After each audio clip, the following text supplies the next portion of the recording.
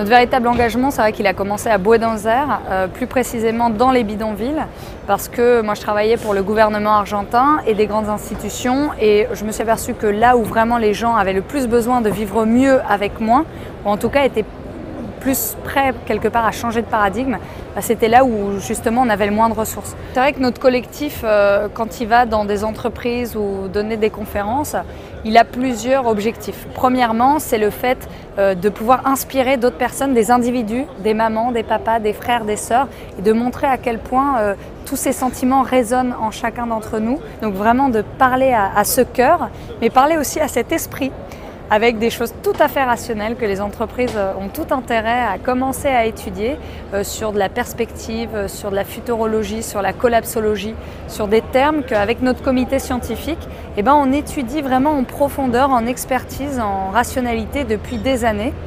Notamment par exemple sur l'épuisement des ressources, sur les alternatives existantes dans le monde, sur comment redonner confiance et parler avec sincérité. Une entreprise, c'est quoi? C'est un collectif composé d'individus et une entité supplémentaire qui devient un mythe avec une inertie très grande, et nous on va aller titiller un peu cette inertie, mais pour le propre bien de tout le monde. On n'est pas là pour culpabiliser, mais on est là pour radicaliser dans le bon sens, c'est-à-dire revenir à la racine des choses avec le plus de rationalisme possible et cet aspect holistique qui manque vraiment dans notre société. D'être en collectif, de se rassembler, de débattre, c'est essentiel. On a besoin de briser des tabous.